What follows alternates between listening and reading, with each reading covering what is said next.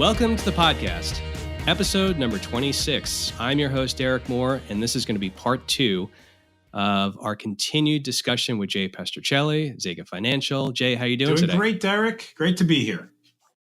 Yeah, normally you do sort of a part one or part two, and we keep the tape rolling. We didn't do that because of time, but we got a lot of good feedback on the first one, and we have plenty more to talk about. So this is going to be part two. If you didn't listen to part one, it's not like you have to listen to it, but things may make a little more sense. So we'll link to that. And just, before we get into the discussion today, just to kind of summarize a little bit about what we were doing in part one, we started going through just the concept of real returns, meaning after inflation.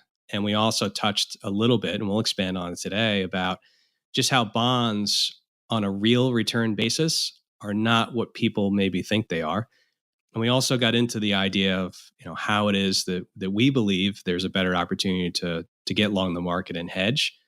And we touched a little bit on gold. So, Jay, we'll continue those things. And, one of the things I think I got a question on from last week was we already covered the real return aspect, meaning after inflation, you go back to like 1926 or 1962, and the 10-year bond total return is only like a real return of 2%, which, by the way, isn't a lot of growth. But Jay, one of the things that bonds, at least in my opinion, is, yields are so low right now. We use them more as a funding source. But I got to be honest, like they're not giving people a lot of growth. Yeah, no, you're right, Derek. And especially as you mentioned, after inflation, it looks even worse. You are our resident bond expert. That's one of those things that we love about you. And so, I know you've done a little bit of complicated math.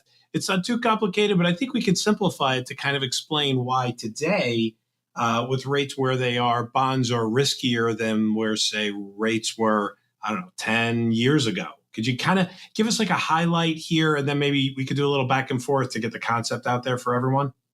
Yeah, absolutely, Jay. And one of the questions I normally get is, hey, bonds didn't do that bad in the late 70s when rates were going up. And one of the things I remind people is that the coupon, meaning the interest that a bond pays, was much, much, much higher. I mean, we had rates 10 to 15%. But there's something called the sensitivity to interest rates. And to kind of simplify this, it's like, hey, if you buy a bond and interest rates went up relatively, shortly or soon, right? What would I expect to make or lose on a bond? And generally the concept is, the idea that interest rates go up, bond prices go down. To give you an idea though, let's say, and the simple concept is this: the longer the duration, meaning something that's 1 year to maturity, has much less sensitivity to interest rates. Something 30 years away, like the 30-year bond, is much more sensitive to interest rates. And that sensitivity is derived not only by the years, but also by the coupon payments, meaning how much is the bond paying each year in interest, either annually or semi-annually.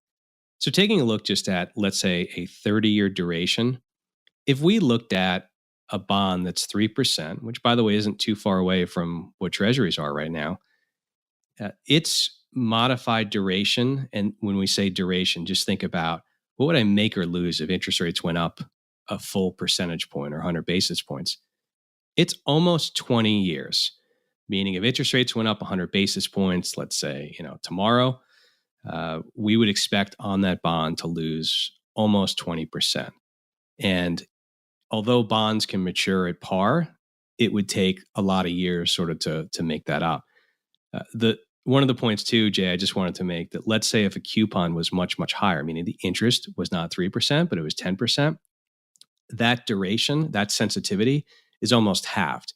And so I think one of the things that we're seeing is not only are yields low, and we talked about real yields versus nominal yields last week, but also people's risk of interest rate changes to the upside is much greater than it's been when rates were much higher. All right, so hold on. So I'm getting the concept. Let me back into just a couple points here. So you first mentioned duration, which is the time until the bond matures, right? And a lot of folks should realize that the reason why the longer the duration, right, there's a couple reasons. One, you said you have more time in the market, more risk, but it's not only the amount of exposure to changing rates, but it's also the greater chance of default. Now we know with treasuries, that's a low chance, but when you are holding a bond for 20 years, there's a lot more of a chance that they don't pay you back the money you lent them than say a bond that's only 1 or 2 years out, right? So longer duration means longer risk in bonds. Is that easy way to say it? Yeah, and I think to give it a little analogy, if I can look at the 10-day forecast and I can tell when it's going to rain or not with some accuracy, I don't have a 30-year forecast. So if you're holding a corporate bond, who knows in 20 years what that company's going to be like? But you're right, that's pretty accurate. Yep, got it. And then the other thing you mentioned was as rates are lower, when you have this change, it's a greater percentage, right? So if you went from 3 to 4, meaning the interest rate on a bond went from 3% to 4% overnight, that would impact the value of your bond by 20% to the negative. Is that correct? Yep, that's right. That's the good back of the envelope, and that's a risk. That's a risk that people have right now. And so with 30, let's say you have a 30-year bond, a 30-year treasury that's paying about 3%, you have to think about this. Is the bond going to go from 3 to 4% at some point during this time that I'm holding it? And of course, the farther out in the cycle, the less risky. But if it happens in the near term future, that impact to your value happens in the near future as well. Yeah, and to sort of hammer on your point, hammer's not the right word, Jay. I'll use a different word. To just to sort of expand on your reinforce. Point. Yeah, reinforce. We said it was almost 20, you would almost lose about 20% based upon the modified duration going from 3 to 4%. But let's say it happened in 4 years. Well, then the loss is roughly, a little over 18%. So to your point, Jay, the closer to maturity, the less interest rate sensitivity risk that you have. But I mean, if you have long-term bonds or even intermediate bonds, it's very levered to changes in interest rates because they're so low. Correct. Got it. And then what if I just held this bond that went from 3 to 4% and I just waited out the 30 years? At the end of it, would I get back? Let's say there was no default right now. Let's say that, miraculously is not the word. Most bonds don't default, but let's say the company made it to the maturity time and they paid me back. What would I get my money back that I started with? Or would that bond be worth less? Wow. It would be worth less for a while, but you're right. As it trends towards its maturity date, assuming no defaults, you get your par value back. So let's say you have a bond that's $1,000. Some big change in interest rate happens. It's now worth $800. As it gets towards maturity, it creeps back up towards, and assuming no other changes in interest rates, it creeps back towards. The problem, though, Jay, is let's say interest rates go from 3 to 4%, and you're receiving 3% nominal interest a year. Bonds are tied to inflation, and it goes back to the cost of money. And so the problem is, although you'll get your money back, your real return, let's say you're getting 3%, but now inflation is 3% or higher, your real return is actually negative. And so you're losing purchasing power, although eventually, as you say, you'll get your money back. Yeah, well, you may get your dollar back, but your real return won't offset it. So it's a double whammy, right? You're stuck now in this bond to wait for it to get back, for the time duration to get shorter. But meanwhile, while you're waiting, you're getting paid less than what the theoretical interest rate, inflation rate might be. So your real return actually will turn out to still be a negative for you, right? Yeah, no, that's exactly right. And I think the other aspect too is, many people hold bonds in, let's say, in a mutual fund, and if they have a lot of redemptions, and Jay, this is more of a trading aspect, you could see the fund having to liquidate bonds while they're down, and that causes some different complexities that maybe we'll save for another time. But that is another factor to think about. Okay, well, good. I hope we've kind of simplified this concept of duration risk, and as interest rates move up, you're losing value, but you're kind of stuck in this thing for a little longer, but you're not getting paid what the market is paying. I do have one other question, Derek. We just talked about going from 3 to 4. Would it apply? Like, let's say we went from 3 to 6 over the next 10 years. It got to kind of a more normal rate that we've seen over the last couple of decades. Is that an even bigger impact, or does it help me understand that one? Yeah, I mean, the quick back of the napkin is it gets complicated because if we have 30 years exactly to maturity, it's one sensitivity. If it happens in 4 years, we don't necessarily know if it's all going to happen at once. But yeah, theoretically, if you went from 3% to 6%, you could be talking about 50% plus loss in a bond. The math gets a little crazy, but really beyond that, it's just if you're holding a bunch of bonds and you could see the drawdown in the market values, but you're talking about years of negative real returns if rates do go up and you only have that. And by the way, they always say don't bring something up if we haven't planned, but people in, let's say, annuities who don't have some sort of inflation protection, that's a whole other aspect. Maybe we'll shelve that for another time, but you're right, Jay. Yeah, maybe you shouldn't bring that one up. But let me bring something up that we have talked about in the past, which is bond funds. So we're talking about here if you actually owned the bond and you had the ability to hold that to maturity. And while that's not a great situation, you always have a chance to hold it all the way through. But what about a bond fund that is trading the bonds for you and has, let's say, a maturity or a duration target? Can we talk a little bit about those dynamics? Because most investors don't know how to go buy a bond. They know how to buy a bond fund or a bond ETF. So what is the impact on these low rates for those kinds of vehicles? Yeah, the way I look at this, and the key thing you said is some sort of target duration. So let's say you have a fund. I'm going to make this up, right? You've got a made-up fund, and their target duration is 20% in corporate bonds. You see a spike in interest rates. Well, they're not going to hold those bonds necessarily to maturity. So they sort of book in the perpetual loss there. New bonds coming in would be higher. But the problem is, they got to sell the bonds. They can't hold them to maturity. Right, because they have a duration target that doesn't allow them to hold bonds that, start to get below their target, right? Most bond funds have a duration target of, let's just make one up, like, let's say it's 5 to 7 years. As a bond starts to get to the 3 years to maturity, depending on the overall makeup of their portfolio, they've got to sell those at the market, probably losing money because rates have gone up. Is that correct? Yeah, no, I think you're right, Jay. When they do that, guess what? They have less money to go buy a now more expensive bond that has, say, the 9, 8, 7 year duration. Is that correct?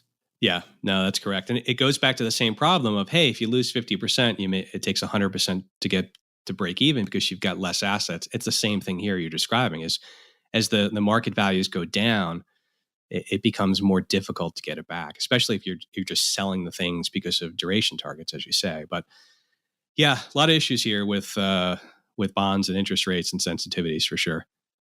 All right. Good. Jay, I think we got the message out. Yeah. All right. So I want to talk. I have a couple things on the list, Jay, and it's really three things. One, this idea of the all-weather portfolio. The second is we'll go quickly on this risk parity. And then I want to bring it back to sort of the Hedgers Opportunity that we teased a little bit of last week, and I pasted that article. So on the all-weather, someone recently contacted me and said, hey, I read this article online, and it talked about this all-weather portfolio. And the person who sent it to me said they read that the all-weather portfolio is constructed of 40% long-term bonds, 30% stocks, 15% intermediate bonds, 7.5% of gold, and 7.5% of commodities. And the whole idea is that in different environments, let's say if you have high inflation or higher interest rates, commodities or gold will do better, and then bonds are less volatile. I think we don't have to go over what we just described in bonds, but I think the challenge with this, and people send me back-tested results, and back-tested means look at everything that happened historically, and we know that's no indication of future things. But we've said before, Jay, that bonds can't. I don't want to say possibly, but it's very unlikely that a bond over the next X number of years, given where interest rates are going to return what the historical returns were. And so this type of portfolio to me is highly leveraged to interest rates. And we also talked last week about gold, being sideways and negative real return for many, many years. So the holding cost.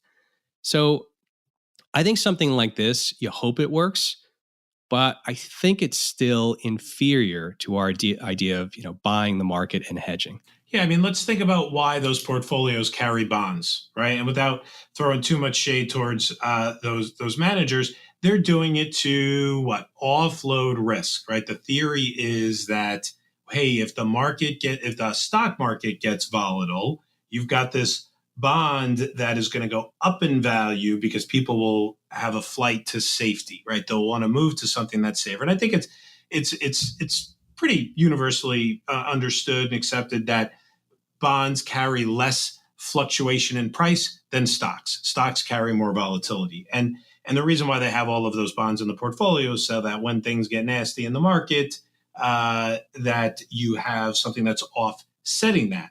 But I think the point that you're bringing up here is that all of that historical research has been based on a very different bond environment, right? A bond trader 10 years ago, 15 years ago, 20, 30 years ago has had a very different environment than what we're looking at today. I mean, heck, we've had negative yields recently, even over in Germany. I mean, we haven't even talked about what that means, Germany and Japan. When your bonds have a negative yield, meaning you're paying somebody for you to lend them money, it seems so counterintuitive. So this is a unique environment, and it's you're unable to determine if those correlations of the past are going to be the correlations of the future. And by the way, the correlations of the past weren't even that great anyway. Am I kind of summing up your point pretty well on this one? Yeah, no, I think those are all issues, and there's more issues too. I mean, I think when you look at this, you're right. I mean, this really relies on correlations, and one of the reasons why, in the past, and I'll sort of generalize here, think about what happens when you have some sort of economic meltdown or sell-off. Generally, the Fed is going to lower interest rates. If there's some, and we know at some point there's going to be another recession. We don't know when, but it's fairly certain it's going to happen. We don't know how deep and wide it will.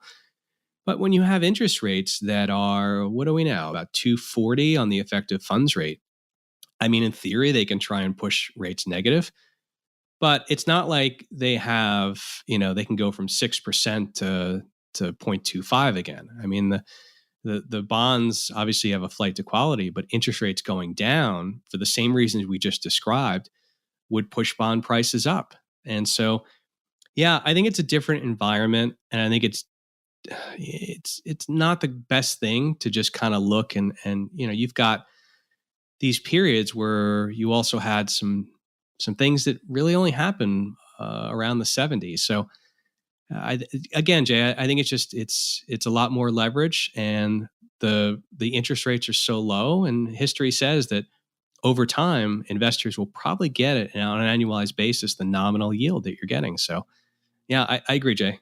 Yeah, so let's say I'm a conservative investor, Derek, right? And I go, well, listen, I understand that the stock market can provide a lot more growth than the bond market. We all recognize this. Over time, the stock market will provide a lot of opportunity for growth. It's up more often than it's down, all of those good things. But I'm a conservative investor, right? And so if you're telling me I can't use bonds, help me out here, right? I don't want to miss out on the growth, but I also don't want to take those big, minus 20 and minus 30% years in my portfolio because I'm conservative or moderately conservative. Where are you going to put me? What do you want to do with that? Yeah, and I think one more thing, and then I'll transition right over to that. Is I just want to I want to no that's good, Jay. We're we plan a little bit, but not too much, right? But the one other thing I wanted to mention was the idea of a risk parity strategy. Okay, I'm not going to go into a risk parity strategy in deep. It would take me 20 minutes to really do it justice. But think about it this way: I look back and I said, hey, over the last 2008 to 2018. There's some mix of the U.S. aggregate bond index via the AGG, which is an ETF, and the SPY, which of course is the S&P 500. I said, okay, if you wanted we're going kind of efficient frontier, Markowitz, efficient market portfolio, all that stuff, right? You say, okay, well, 20% stocks and 80% bonds would have given you a nominal return of somewhere, north of 4.5%, 4.7%, with a standard deviation of about 3.81%. You say, okay, that's great, but on a real yield, a real basis, it's not that great. Risk parity, to kind of try and simplify it, says, hey, instead of 20% stocks and 80% bonds is not enough a return, what if we used leverage and doubled the allocation to the bonds, increased our return, but kept the standard deviation low? And the thing I want to just point out here is risk parity strategies work when the correlations remain more highly non-correlated, meaning more negative correlation, stocks move one way, bonds move the other. But now, if you're leveraging up a fixed income, a bond portion, it goes back to what we just talked about. We don't need to reiterate the sensitivity to interest rates. And so that type of strategy, I think it's interesting. It gets a little more complex because what are you paying in margin interest, or do you do it with futures or derivatives? But I think it just to kind of close the loop on that one, I think it's problematic. Jay, I don't know if you have any thoughts on that. Yeah. Yeah. So I apologize for jumping ahead there. You're right. I thought we had already established a little bit about how the bonds may not be the right way to create the conservative exposure. But now what you're saying is, hey, there are things called a risk parity portfolio where you're actually increasing your exposure to what appears to be the less risky asset in order to smooth out returns even more during times of a market correction, right? And so in this example that you're giving, this type of a portfolio, make sure I'm hearing it right, ends up carrying a greater percentage of bonds than just say a traditional 60-40 allocation. It may be in the flip-flop that, and then you double your bond allocation because bonds have a lot of lending power and all of those kinds of reasons. And because of that, you then end up having a bigger piece of your pie allocated to bonds. Is that right? Yeah, that's exactly right. And just as a last thought, if we have a sell-off in bonds due to a rise in rates that also triggers a sell-off in equities, I mean, this just gets, let's just say it gets complicated. Okay, back to the... Well, yeah, I mean, of course. I mean, yeah, if rates rise, right? We were at the point for a while there where the market was very fearful of rising rates. And so as rates were going up, meaning your bonds were going down, the market was also going down, right? So you kind of got this double whammy. It's not like that relationship hasn't existed before, right? I mean, we have seen that in the past many, many times where, the market is so focused on the Fed and a fear of the Fed raising rates too quickly that as rates go up, the market is selling off, right? So your bonds are losing value and your stock is losing value. And so that just gets compounded. All right. So as we transition to our I'll assume people heard the transition, the little nice little throw there. But one other thing too is this also reminds me of the whole, and I don't want to get into it because of time, but the target date funds, those disappointed people in 2008. You had somebody 2 years from retirement and some of those had drawdowns. And this all ties back around now to, the idea that if you need growth, and if we've identified some of the issues in bonds, we don't use bonds the way that the 60-40 portfolio, the risk parity, the all-weather uses it. We use it as a funding source to help reduce the cost of hedging. We get long the market using options, and then we have a defined floor. And if you take away some of the big equity risk, that becomes very interesting. And why not use the asset class that historically has showed the most growth and opportunity, but just hedge it? So Jay, talk a little about, that. And then I also want you to get into the hedgers opportunity because I think that's a really, really important point. So the floor is yours. All right, thank you. So, yeah, the way that we end up dealing with this, conservative investor, but needs growth to, at the very least, outpace inflation, and maybe they haven't hit their retirement targets, or they know they've got years of investing ahead of them. You're right. Being exposed to the stock market is important. We've just discussed that being exposed to the bond market isn't nearly as safe as history has taught us. And so, what we think about when it comes to investing, why not be exposed to the asset class like stocks that has a history of positive growth, a very good history of positive growth, but take out those really big drawdown years. We all know risk and return are linked. We know that if you want more return, you have to take more risk. So why not manage that risk directly? And that's what we talk about when we talk about a hedged equity portfolio, I mean, a protected stock portfolio. We prefer that because what we have found that being too conservative out of the fear of loss can actually be just as detrimental to reaching your return goals as experiencing a major market sell-off. Of course, it won't be as violent, but over time, you will miss your targets if you end up being too conservative. There are times to really lock it down and be very conservative, and that's fine. And bonds can be a vehicle for that if you're able to manage through this duration and interest rate risk, which is possible.